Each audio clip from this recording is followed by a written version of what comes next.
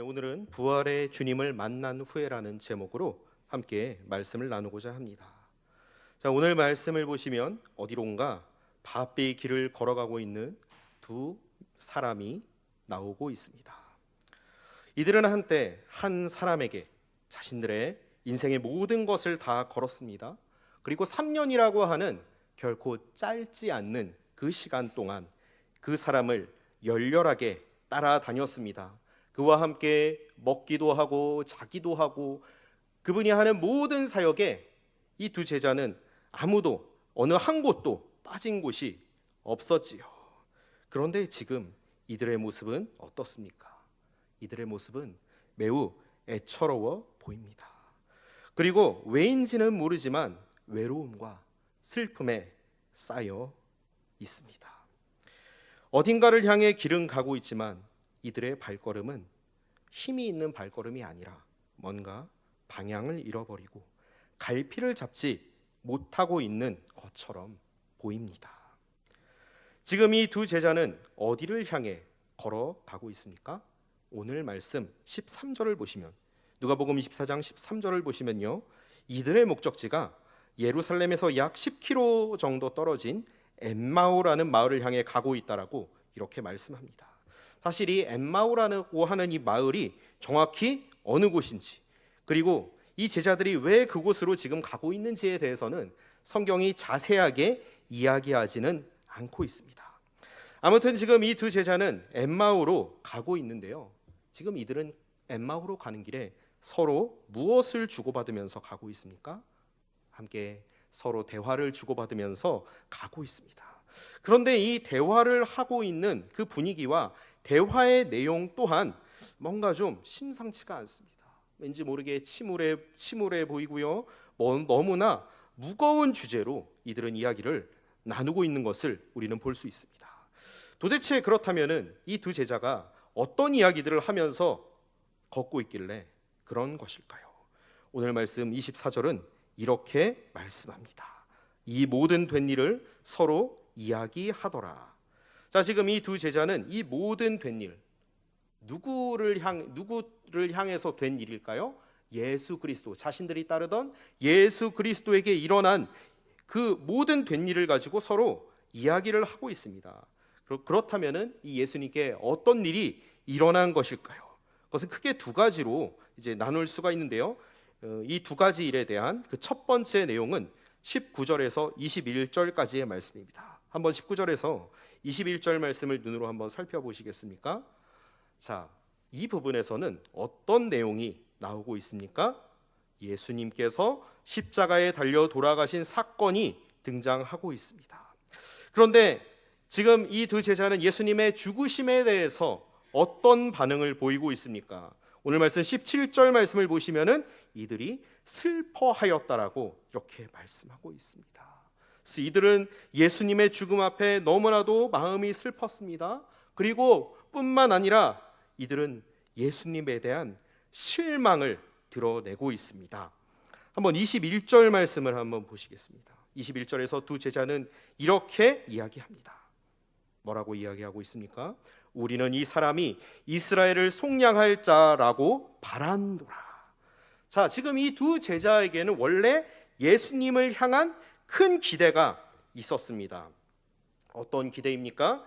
예수님께서 메시아로서 이스라엘을 구원자로서 로마의 지배로부터 해방시켜 줄 것이다라고 하는 이런 기대감을 가지고 있었습니다. 그런데 이러한 예수님을 향한 기대는요, 단순히 이 두 제자들에게만, 예수님의 12제자들에게만 해당되는 것이 아니었습니다. 당시 모든 이스라엘 사람들의 기대요 바램이었지요.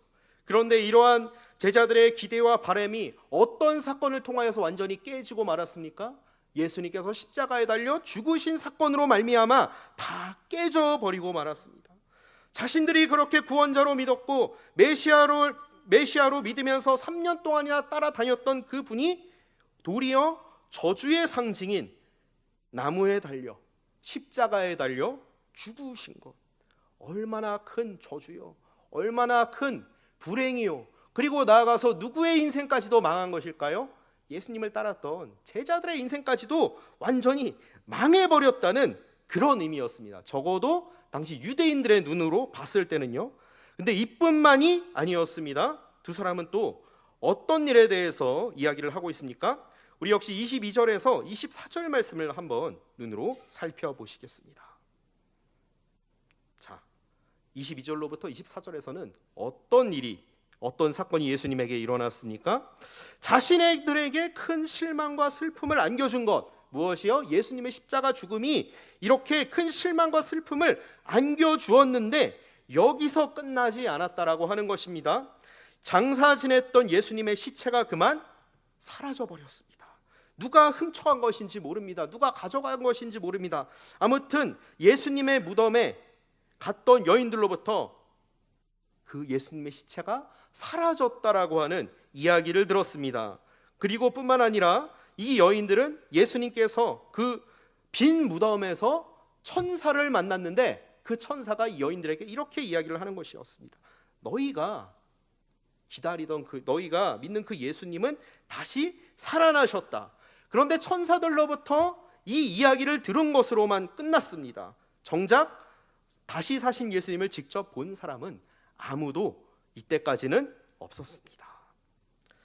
자신들이 구원자로 굳게 믿고 3년이라는 그 시간 동안 자신의 모든 것들을 내어 버리면서까지 따랐던 그 대상, 그 예수님이 저주받은 죄수로 비참하게 십자가에서 돌아가신 것, 그리고 그것으로 끝나지 않고 그것만으로도 슬픈데 예수님의 시체 또한 사라졌다는 소식, 그리고 이거 사실인지 아닌지 모르겠는데 예수님이 살아나셨다라고 하는 얘기는 들리지만 정작 다시 사신 예수님을 아직까지 본 사람이 없습니다. 자, 이러한 모든 일들 앞에서 두 제자는 지금 슬픔과 절망 가운데 빠져 있습니다.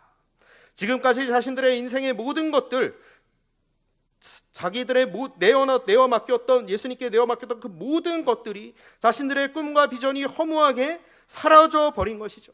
산산조각이 나버렸습니다. 이러한 두 제자의 모습들, 이들의 모습이 혹시 지금 저와 우리 성도님들의 모습 가운데 있지는 않으십니까? 내가 뭔가 그토록 의지하는 대상이 있었어요. 그것이 가족일 수 있습니다. 배우자일 수 있어요. 자녀일 수 있어요. 어떤 친척일 수 있고요. 내가 정말로 믿었던 친구일 수 있습니다. 그런데 그들로부터 뭔가 버림을 당했습니다. 나의 기대에 그들이 전혀 미치지 못하는, 나의 기대를 완전히 깨트리는 그런 행동을 했습니다. 그리고 우리가 또 무엇을 의지합니까? 돈을 의지했습니다. 아니면 세상의 어떠한 조건들과 스펙들을 의지했습니다. 그러한 것들에 내 삶의 모든 것들을 걸었어요. 그런데 그것들이 내가 기대한 만큼 나의 어떠한 욕망을 채워주지 못했습니다. 내가 원하는 만큼의 열매와 결과를 얻지 못하게 됐어요. 그럴 때 우리는 어떻습니까? 실망하게 됩니다. 슬픔에 휩싸이게 되죠. 좌절하게 되죠. 그리고 나에게 상처를 주고 나를 실망시킨 그 사람에 대한 미움과 분노의 감정이 치솟을 때도 있습니다. 자, 이러할 때에 얼마나 마음이 답답하십니까? 정말 그 무엇으로도 쉽게, 위로의 말 한마디로도 뭔가 위로를 주려고 어떤 사람이 어떤 노력을 하지만은 그것으로도 쉽게 채워지지 않고 쉽게 치유되지 못하는 그러한 실망스러운 경험들을 하실 때가 있지는 않으십니까? 지금 이 두 제자의 심정이 그런 심정이었을 것입니다. 이렇게 예수님의 죽으심과 사라진 그 예수님의 시차에 관해, 그리고 분명하지 않은 예수님의 그러한 다시 사심에 대한 그런 이야기를 하면서 이 두 제자는 엠마오를 향해 걸어가고 있었습니다. 그런데 이들의 여행길에 그 도중에 어떤 한 낯선 사람이 갑자기 끼어듭니다. 그가 누구일까요? 우리 함께 15절 말씀을 읽으시겠습니다. 그들이 서로 이야기하며 문의할 때에 예수께서 가까이 이르러 그들과 동행하시나. 자, 이들 곁에 나타나신 분이 누구십니까? 다시 사신 예수 그리스도이십니다. 자, 그런데 다시 사신 예수 그리스도께서 두 제자 코앞에 나타나셨지만은 정작 엠마오로 향하고 있는 두 제자는 예수님을 알아봤을까요? 알아보지 못했을까요? 전혀 알아보지 못했습니다. 16절 말씀을 보니까 이렇게 말씀하고 있습니다. 그들의 눈이 가리워져서 그인 줄 알아보지 못하거늘. 지금 부활하신 예수님께서 그들을 직접 찾아오셨고요, 두 제자들 앞에 분명히 서 계십니다. 그런데 왜 그들은 자신들의 눈앞에 있는 그 예수님을 알아보지 못하고 있을까요? 그들의 눈이 어두워졌기 때문이에요. 그들의 눈이 가리워졌기 때문입니다. 어떤 눈입니까? 신앙의 눈이 어두워졌기 때문이지요.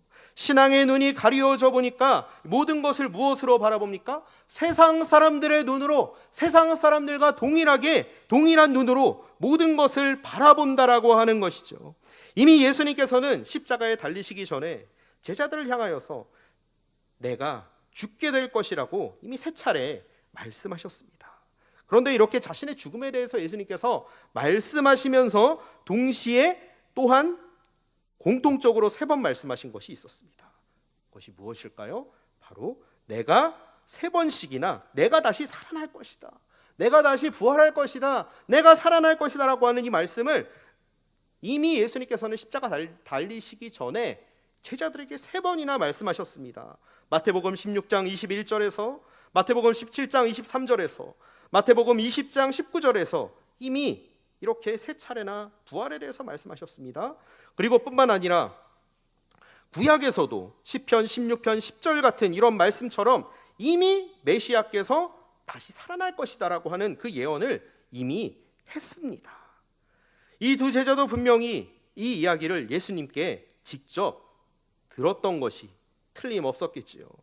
그러나 예수님께서 잡히셨을 때 이들은 어떻게 반응을 했습니까?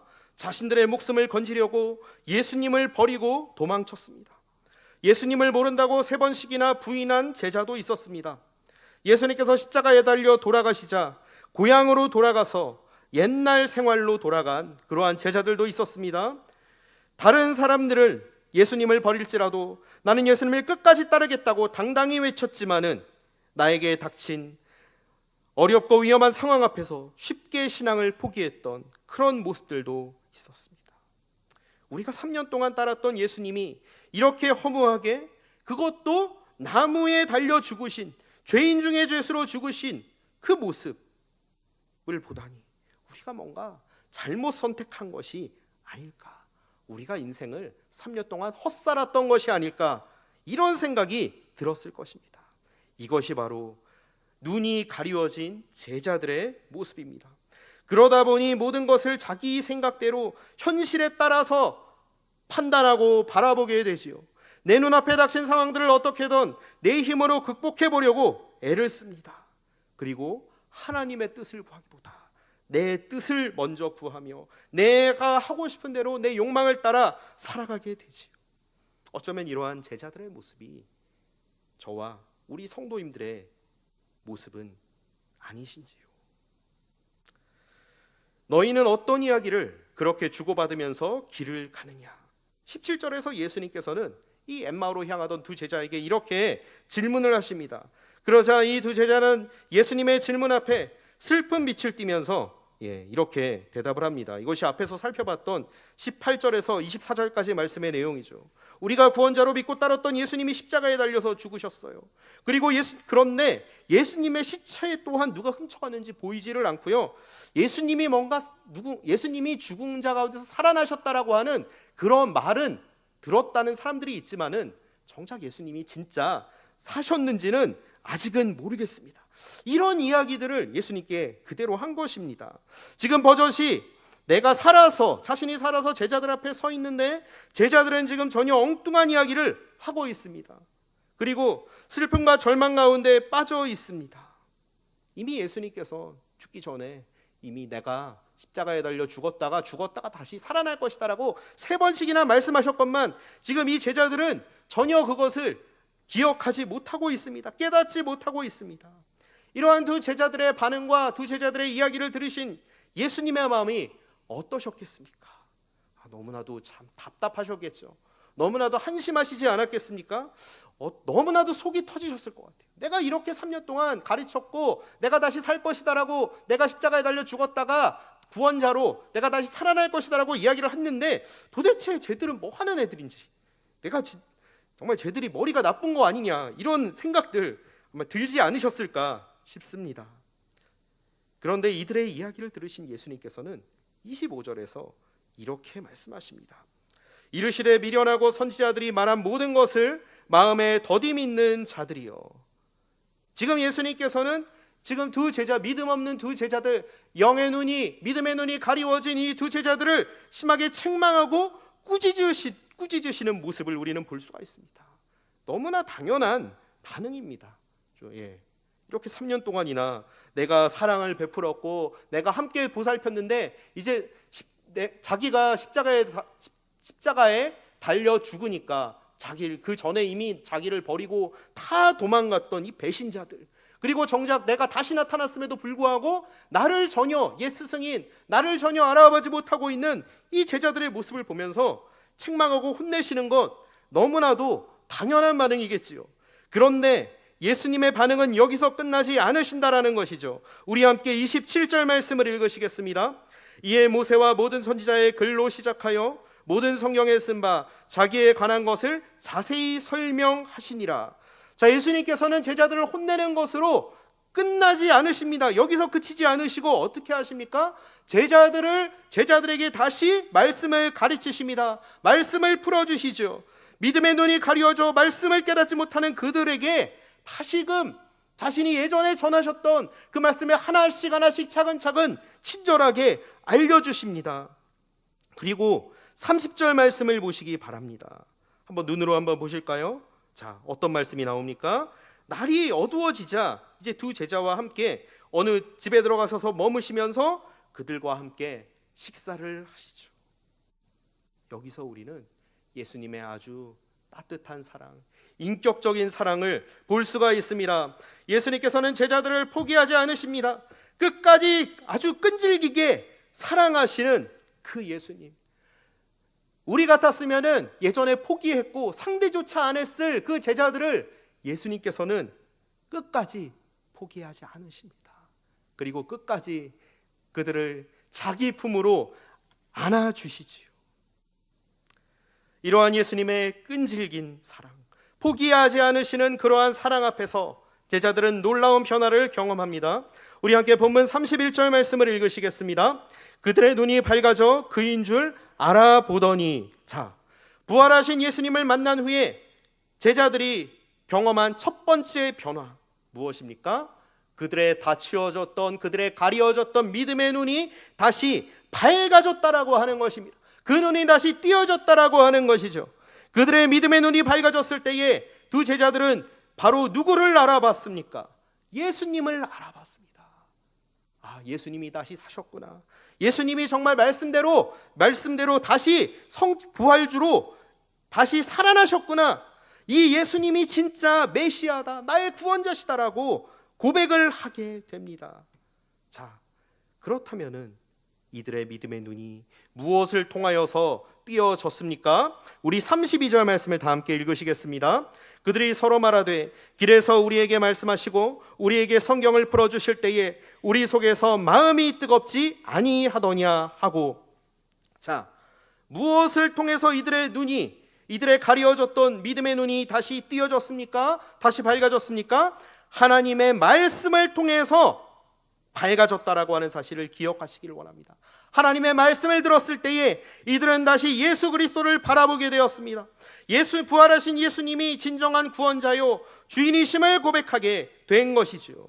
이것이 부활의 주님을 만난 사람들의 첫 번째 변화입니다. 말씀을 통해서 다시 믿음의 눈이 뜨여졌다라고 하는 것이죠. 자, 이렇게 믿음의 눈이 밝아져서 예수님을 바라봤을 때 두 제자 가운데 두 번째 변화가 일어납니다. 32절 후반절 말씀, 우리가 좀 전에 살펴본 말씀인데요.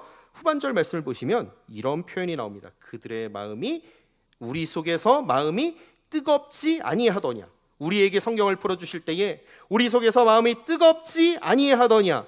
자, 그들의 마음이 어떻게 됐습니까? 뜨거워졌다라고 말씀합니다. 이것을 원어적인 의미로 본다면은 우리의 마음이 불타오르게 되었다, 불타오른다라고 이렇게 표현을 하고 있습니다. 이들은 무엇으로 새롭게 불타오르게 됩니까?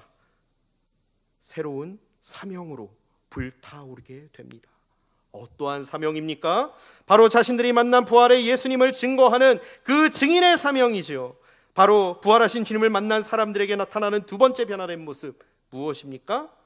증인의 사명을 감당하게 된다라고 하는 것입니다. 자, 33절을 보시면 이제 엠마오로 가던 두 제자들은 다시 발걸음을 어디로 돌립니까? 그들이 원래 있었던 예루살렘으로 돌아갑니다. 이 제자들에게 있어서 예루살렘은 어떤 곳이었을까요? 사람들에게 체포되어 오셔서 십자가에 달리신 예수님께서 십자가에 달리셨던 곳이고요, 그리고 예수님을 따랐던 그 자신들이 예수님을 부인하고 예수님을 버리고 도망쳤던 그러한 아픔의 장소가, 기억하고 싶지 않은 장소가 예루살렘이 아니었습니까? 예수의 제자라고 하는 그 말을 들을까봐 사람들의 시선을 피해서 도망쳤던 곳이 바로 이 예루살렘입니다. 즉 제자들의 실패와 연약함과 믿음 없음이, 무력함이 여지없이 드러났던 곳이 정말 기억조차 하고 싶지 않았던 그 성 예루살렘입니다. 이곳으로 다시 돌아가고 싶었겠습니까? 절대 돌아가고 싶지 않았겠죠. 그곳에 다시 돌아갔으면 예수님을 배신했을 자신들의 그러한 무기력한 모습들, 죄악된 모습들이 떠오를 텐데 견딜 수 없었겠죠. 그런데 이들은 다시 자신들이 실패했던 그 땅으로, 그 예루살렘으로 돌아갑니다. 이들이 왜 다시 예루살렘으로 돌아갔을까요? 우리 함께 34절과 35절 말씀을 읽으시겠습니다. 말하기를 주께서 과연 살아나시고 시몬에게 보이셨다 하는지라 두 사람도 길에서 된 일과 예수께서 떡을 떼심으로 자기들에게 알려주신 것을 말하더라. 자, 이들은 자신들이 만난 그 부활의 예수님을 다른 제자들에게 전하기 위해서 예루살렘으로 돌아간 것입니다. 부활하신 예수님을 만난 사람들의 특징이 있습니다. 그것은 절대 가만히 있지 못한다라고 하는 것이죠. 내가 지금 처한 이 자리에 주저앉아 있지 않는다라고 하는 것입니다. 실패와 좌절 가운데 마냥 얽매여 쓰러져 있지 않는다라고 하는 것이죠. 왜 그렇습니까? 비록 나는 연약하지만은, 나는 실패했지만은, 나에게는 이러한 여러 가지 아픔과 상처들이 있지만은, 우리를 하나님의 자녀 삼으시려고 십자가에 달려 죽으셨다가 다시 사신 그 예수 그리스도의 이름이 너무나도 귀하고 크기 때문입니다. 그 예수 그리스도의 이름이 얼마나 가치 있는지, 얼마나 그 예수 그리스도가 귀한지 깨닫게 되었기 때문입니다. 바라기는 이러한 고백이 저와 우리 성도님들 가운데서도 날마다 끊이지 않게 되시기를 간절히 원합니다. 부활하신 예수님과 함께 동행하시는 저와 우리 모든 성도님들 되시기를 원합니다. 그래서 이 부활하신 예수 그리스도의 가치가 얼마나 귀하고 큰지 바울은 고린도후서 4장에서 이렇게 고백합니다. 우리 함께 고린도후서 4장 말씀을 함께 찾아보시기를 원합니다. 고린도후서 4장 말씀입니다. 먼저 저희가 고린도후서 4장 7절 말씀을 함께 보시겠습니다. 자, 우리 찾으셨으면 고린도후서 4장 7절 말씀을 함께 읽으시겠습니다. 우리가 이 보배를 질그릇에 가졌으니 이는 심히 큰 능력은 하나님께 있고 우리에게 있지 아니함을 알게 하려 함이라. 자, 바울은 예수 그리스도를 뭐라고 이야기하고 있습니까? 보배라고 이야기를 하고 있습니다. 질그릇과 같은 우리 모습 가운데 때로는 질그릇과 같은 우리 모습이 너무나도 초라해 보입니다. 보잘것없어 보입니다. 아무것도 아닌 것 같아 보입니다. 그런데 이러한 질그릇과 같은 우리 가운데 누가 계십니까? 진정한 보배 대신 예수 그리스도께서 계신다라고 하는 것이죠. 이것이 바로 성도들의 모습입니다. 사람들의 눈으로 봤을 때는 보잘것없어 보일 수 있습니다. 가진 것 없어 보일 수 있습니다. 너무나도 연약하고 무력해 보일, 별것 아닌 것 같아 보일 수 있습니다. 그런데 우리 가운데 누가 계십니까? 진정한 보배 되신 예수 그리스도께서 계시기 때문에 성도는 어떠한 자들입니까? 존귀한 자라고 하는 사실을 기억하시기를 원합니다. 예수 그리스도 때문에 우리의 가치가 아주 엄청나게 높아졌다라고 하는 사실을 기억하시기를 원합니다. 이렇게 예수 그리스도의 가치를 알고 예수님을 우리 삶의 주인으로 모신 사람은 어떻게 살아갈까요? 고린도후서 4장 8절에서 11절 말씀을 함께 보시겠습니다. 고린도후서 4장 8절에서 11절까지의 말씀입니다. 우리 함께 읽으시겠습니다. 우리가 사방으로 우겨쌈을 당하여도 쌓이지 아니하며 답답한 일을 당하여도 낙심하지 아니하며 박해를 받아도 버림받지 아니하며 거꾸로 엎드림을 당하여도 망하지 아니하고 우리가 항상 예수의 죽음을 몸에 짊어짐은 예수의 생명이 또한 우리 몸에 나타나게 하려 함이라. 우리 살아있는 자가 항상 예수를 위하여 죽음에 넘겨짐은 예수의 생명이 또한 우리 죽을 육체에 나타나게 하려 함이라. 아멘. 자, 어떠한 일이 지금 당하고 있습니까? 사방에서 여러 가지 어려운 상황들이 끊이지를 않고 있습니다. 고난의 상황들이 사방에서 끊이질 않고 있습니다. 때로는 우리 옆에 있는 상황들을 볼 때에, 우리 주변의 상황들을 볼 때 어떤 일들이 일어납니까? 답답한 상황들, 또 넘어질 수밖에 없는 상황들, 쓰러질 수밖에 없는 상황들, 좌절할 수밖에 없는 상황들의 연속입니다. 그런데 그런 가운데서 낙심하지 않습니다. 그런 가운데서 망하지 않습니다. 때로는 잠시 쓰러질 때도 있지만은 영원히 주저앉았거나 영원히 다운되지 않는다라고 하는 것입니다. 누가 함께 하시기 때문입니까? 예수 그리스도의 능력이 우리와 함께 하시기 때문입니다. 예수를 따르는 삶 가운데 하늘의 능력이 우리와 함께 하시기 때문이죠. 그렇기 때문에 우리는 하나님의 도우심을 경험합니다. 하나님의 건지심을 경험하게 되지요. 하늘의 위로와 하나님의 안아주심을 경험하게 됩니다. 그래서 성도는 다시 일어나서 십자가를 지고 예수님을 따르게 되는 것이죠. 이러한 우리 삶 가운데 누구의 흔적이 나타납니까?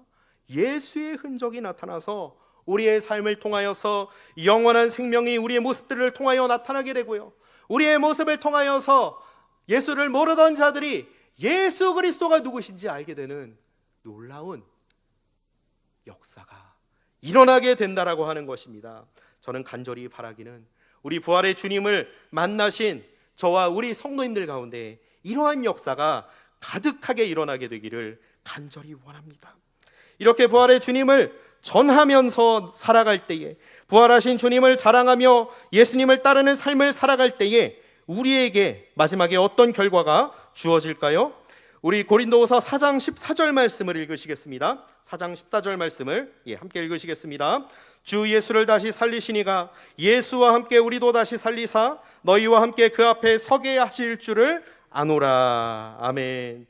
자, 예수님을 죽음 가운데서 일으키신 그 하나님께서 누구 또한 살리십니까? 부활하신 예수님과 함께 우리 또한 끝까지 믿음의 경주를 걸어간, 끝까지 믿음을 지킨 우리 성도들 또한 살리신다라고 하는 사실입니다.